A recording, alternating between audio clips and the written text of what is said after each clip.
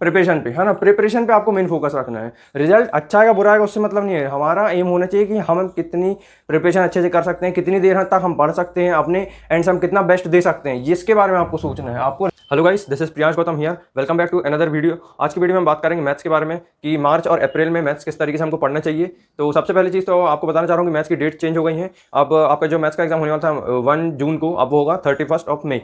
ठीक है, तो बस ये। और जो आपका फिजिक्स का होने वाला था 13 मई को, अब होगा 8 जून को, राइट। तो अभी हम बात कर रहे हैं मैथ्स के बारे में, किस तरीके से हमको पढ़ना चाहिए, स्टडी आवर के बारे में बात करेंगे, कितने घंटे पढ़ना चाहिए और क्या पढ़ना चाहिए और कहाँ से पढ़ना चाहिए। सारे डाउट्स क्लियर हो जाएंगे। अगर आपकी प्रिपरेशन अच्छी है तो भी आपके लिए वीडियो है, मैं आपको बताऊंगा कि आगे आपको क्या करना है। और अगर आपकी प्रिपरेशन अच्छी नहीं हो पाई है, पढ़ाई नहीं हो पाई है, तो भी आपको बताऊंगा कि आपको क्या करना है और क्या इंपॉर्टेंट है। ठीक है, स्टार्ट करते हैं आज की वीडियो को। सबसे पहले स्टडी आवर की अगर मैं बात करूँ तो यार अब सिर्फ 2 महीने बचे हुए हैं, 2 महीने भी नहीं बचे एक्जैक्टली। अगर देखा जाए तो 40 to 50 डेज बस हमारे पास रह चुके हैं हमारी प्रिपरेशन के लिए, और बोर्ड एग्जाम फिर आ जाएंगे। तो अब आपको क्या करना है, 8 to 10 और आपको बेसिकली पढ़ना है। अब उसमें आप अलग अलग सब्जेक्ट रख सकते हो, मान लो कोई 2 सब्जेक्ट आप फिजिक्स रख सकते हो, मैथ्स रख सकते हो, या बायो और फिजिक्स रख सकते हो, इस तरीके से, है ना। और रिवीजन भी कर सकते हो। तो इसमें 8 to 10 आवर का आपका बेसिकली टोटल स्टडी टाइम होना चाहिए कि इसमें आपको सिर्फ 8 से 10 घंटे से पढ़ाई करनी है, साथ में आप बीच में ब्रेक ले सकते हो। तो और उसमें मैथ्स की बात चल रही है यहाँ पे, तो मैथ्स में यही बोलूँगा कि 3 to 4 आवर आपको मैथ्स पे फोकस देना है, जिसमें आप अपना मेथड्स लिखते आओ और क्वेश्चंस लगाते आओ, प्रैक्टिस करते चले आओ, है ना। उसमें अभी थोड़ा सिलेबस की बात करेंगे, बट मेनली अभी टाइम की बात चल रही है। तो 3 to 4 आवर आपको अपना मैथ्स पढ़ना है, 3 to 4 आवर आपको मैथ्स पढ़ना है। उसके बाद आप अपने जो भी आपके सब्जेक्ट जितने सब्जेक्ट हैं उसको आप टच कर सकते हो, पढ़ सकते हो। तो यहाँ पे टाइम का मैंने डिफाइन कर दिया। अब हम बात करते हैं सिलेबस की। सिलेबस यार, आप सबसे पहली चीज़ तो आपके पास टाइम बहुत कम है, बहुत ही कम टाइम बचा हुआ है। तो अब इसमें पूरा सिलेबस कंप्लीट नहीं करना है, जितना आपने पढ़ लिया है उतना ही ठीक है। अब इसमें अब अगर आपको जो भी कवर करना ही है तो आप सिर्फ इंपॉर्टेंट टॉपिक पढ़ो, इंपॉर्टेंट टॉपिक, इंपॉर्टेंट क्वेश्चन जो होते हैं जो इंपॉर्टेंट है बोर्ड के पॉइंट ऑफ व्यू से, सिर्फ उसको आपको स्टडी करना है। तो इसमें सबसे पहली चीज आती है एनसीईआरटी। एनसीईआरटी में भी बेसिकली मिसलेनियस एक्सरसाइज जो कि इंपॉर्टेंट है। मिसलेनियस एक्सरसाइज एक ऐसी एक्सरसाइज है जिससे क्वेश्चंस एग्जैक्ट पूछे जाते हैं बोर्ड एग्जाम में, वैल्यूज कई बार चेंज नहीं होती हैं। तो इसमें आपको सबसे पहली टिप मैं दे रहा हूँ कि आपको मिसलेनियस एक्सरसाइज करनी है, सब नहीं करनी है, सिर्फ सेलेक्टेड करनी है। आप पता कैसे चलेगा कि मिसलेनियस एक्सरसाइज से क्वेश्चन आता है, नहीं आता है, कौन सा आता है। तो उसके लिए आपको पीवाईक्यूज देखने पड़ेंगे, है ना। अगर आपके पास टाइम कम है तो पीवाईक्यूज नहीं भी देखोगे तो एटलीस्ट आप देख लेना कि भाई इस तरीके से क्वेश्चन पूछे जाते हैं। सॉल्व करने की जरूरत नहीं, बट एटलीस्ट क्वेश्चन पढ़ लो, यहाँ इस तरीके से आता है, क्वेश्चन पूछा जाता है, आपको टॉपिक पता चल जाएगा, उससे क्वेश्चन पता चल जाएगा। तो इससे आपको पता चलेगा कि इंपॉर्टेंट टॉपिक क्या है, क्वेश्चन क्या है। उसके बाद आप एनसीईआरटी भी इस तरीके से कर सकते हो, सिलेक्टेड कुछ इंपॉर्टेंट क्वेश्चंस करते हो। उसके बाद 80% पेपर आपका एनसीईआरटी से आएगा, नो डाउट, और 20% पेपर आपका एग्जाम्पलर से आएगा। पिछले 3-4 सालों से एग्जाम्पलर से क्वेश्चन बहुत पूछे जाते हैं, तो चांसेस हैं कि 3 और 5 मार्क्स में भी कई बार जो क्वेश्चन आते हैं वो एग्जाम्पलर के हों। ठीक है, तो इसमें एग्जाम्पलर अगर आप नहीं करते हो तो कोई दिक्कत नहीं है, आप प्रीवियस क्वेश्चन में भी आपको एग्जाम्पलर के क्वेश्चन मिल जाएंगे।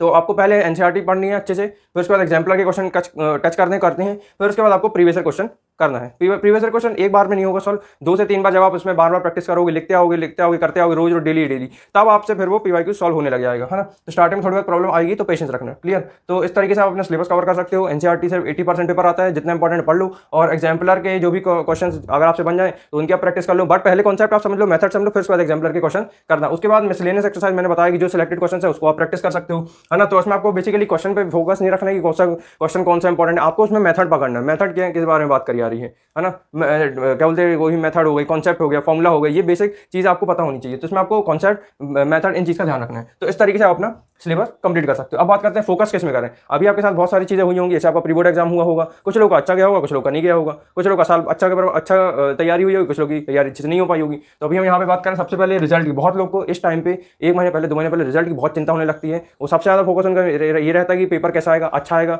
जैसा भी आएगा। तो उसमें आपको ध्यान पेपर पे नहीं देना है, आपको रिजल्ट से भी मतलब नहीं होना चाहिए, है ना। रिजल्ट पे मेन फोकस अभी नहीं होना चाहिए, रिजल्ट पे फोकस नहीं होगा, आपका फोकस होना चाहिए बोर्ड एग्जाम पे, प्रिपरेशन पे, है ना। प्रिपरेशन पे आपको मेन फोकस रखना है। रिजल्ट अच्छा आएगा बुरा आएगा उससे मतलब नहीं है। हमारा एम होना चाहिए कि हम कितनी प्रिपरेशन अच्छे से कर सकते हैं, कितनी देर तक हम पढ़ सकते हैं अपने एंड से हम कितना बेस्ट दे सकते हैं, इसके बारे में आपको सोचना है। आपको रिजल्ट से मतलब नहीं। अभी आपके साथ में प्री बोर्ड हुआ होगा तो वो भी अच्छा गया होगा चाहे नहीं गया होगा, आप उससे मतलब नहीं है। प्री बोर्ड को भी, यहाँ पे सेकंड पॉइंट था प्री बोर्ड को आप छोड़ दो पूरी तरीके से, है ना। कुछ लोग ने अटेम्प्ट नहीं किया होगा तो उनको प्रॉब्लम नहीं आएगी, कुछ लोग ने किया होगा, कुछ लोग ने नहीं किया होगा, तो अब भूल जाओ, प्री बोर्ड नाम की चीज एग्जिस्ट नहीं करती इस दुनिया से। अब आपके सामने सिर्फ एक चीज एग्जिस्ट कर रही है, बोर्ड एग्जाम, जो कि जस्ट 1 से 1.5 महीने में आने वाला है। तो उसमें फोकस हमको ज्यादा से ज्यादा करना है। तो इस पे क्रॉस मारो, इस पे क्रॉस मारो, इस पे टिक मारो, क्योंकि बोर्ड एग्जाम जस्ट 1.5 महीने के अंदर है।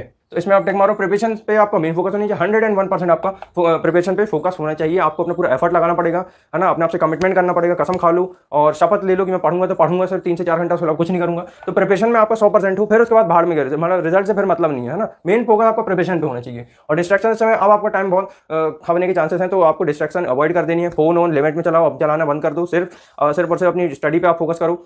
और बाहर आप कहीं घूम रहे हो, कुछ भी कर रहे हो, तो आप वो भी थोड़ा सा अवॉइड करना जरूरी है। ठीक है, इस तरीके से अगर आप पढ़ते हो तो आपका अच्छा स्कोर आने के चांसेस है। और आप सुबह उठ के आप पढ़ना स्टार्ट करो 4 बजे से 5 बजे से, तो उसमें क्या होगा, आपको रिवीजन का अच्छा टाइम मिलेगा आपके पास, और दिन बचेगा कि इतना टाइम बचेगा, चलो ये सब्जेक्ट हुआ, अब ये सब्जेक्ट, अब ये सब्जेक्ट हुआ, अब ये सब्जेक्ट। इस तरीके से आप पढ़ते हो तो आपका फोकस बना रहेगा।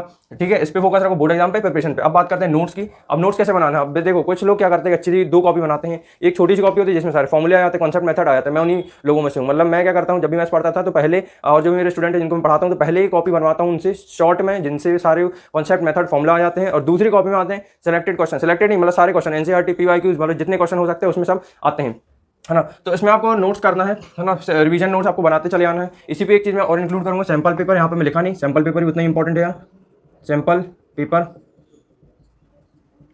ठीक है, सैंपल पेपर की भी हम बात करेंगे क्या पढ़ना है उससे। सबसे पहले आपको रिवीजन नोट्स पर डे बनाते आना है ना। एक आपने कॉपी बनाई जिसमें आपने सब कॉन्सेप्ट मेथड लिखा, दूसरे में फिर आपने उसमें क्वेश्चन करना स्टार्ट कर दिया, टाइप्स ऑफ क्वेश्चन, क्वेश्चन के टाइप्स किस तरीके से पूछे आ रहे हैं, और वही साथ में अपने प्रीवियस क्वेश्चन करते समय उसमें स्टार मार्क कर लिया, जिससे आपको पता हो कि इस क्वेश्चन में ये मेथड लगता है।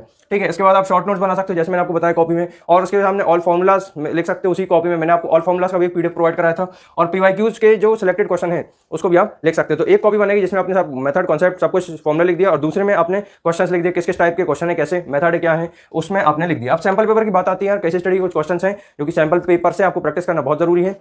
सैंपल पेपर ज़्यादा नहीं, बट 5 से 10 भी अगर आप कर लेते हो तो आपको फील आ जाएगी किस तरीके से सैंपल पेपर में क्वेश्चंस पूछे जाते हैं, पैटर्न पता चल जाएगा, आपको टाइम पता चलेगा कि कितना टाइम लग रहा है एक क्वेश्चन को सॉल्व करने या पूरे एक सैंपल पेपर को सॉल्व करने में। तो इसमें क्या होगा, आपको अपनी स्पीड पे, आप जिस तरीके से भी आप लिख रहे हो, तो उसमें सबसे पहली चीज हैंड राइटिंग पे आपको फोकस रखना है। आपकी हैंड राइटिंग धीरे धीरे इंप्रूव होती है जब भी आप प्रैक्टिस करो, और साथ साथ में आप उसमें टाइम मैनेज करते हो, और इस तरीके से पढ़ते हो तो आपका सैंपल पेपर अच्छे से सॉल्व होगा, है ना। और केस स्टडी के क्वेश्चन आप मेन फोकस करो, टाइम पे फोकस करो, पैटर्न देखो किस तरीके से क्वेश्चन और घुमाते हैं, है ना। और प्रीवियस पेपर से आपको पता चलेगा 3 और 5 मार्क्स के क्वेश्चन किस तरीके से पूछते हैं, उनके पूछने का तरीका क्या है, घुमा के कई बार पूछते हैं, तो उसका तब भी मेथड और कॉन्सेप्ट फॉर्मुला सब एक सा रहता है। तो कभी भी मान लो कोई ऐसा क्वेश्चन आया था बोर्ड एग्जाम में किसी भी मैथ्स में या फिजिक्स में, तो उसमें आपको उस क्वेश्चन को अटेम्प्ट जरूर करना है, चाहे कुछ भी लिखो, क्वेश्चन ही उठा के लिख दो, बट लिखना जरूर है, कुछ भी हो जाए किसी भी हालत में छोड़ के मत आना क्वेश्चन, मेरा नाम मत डुबाना। तो उसमें आपको क्वेश्चन पूरा अटेम्प्ट करना है, मेथड लिख दो, कॉन्सेप्ट लिख दो, दूसरे चैप्टर को कॉन्सेप्ट मेथड लिख दो, अगर नहीं यार ज़्यादा टिपिकल क्वेश्चन पूछ लिया तो, बट आएगा तो नहीं, एग्जाम्पलर से एनसीईआरटी से मेथड, कॉन्सेप्ट, और जितना भरते बन जाए भर दो, और टाइम का ध्यान रखना। इस तरीके से पढ़ते हो तो आपका अच्छा स्कोर आने से कोई नहीं रोक सकता।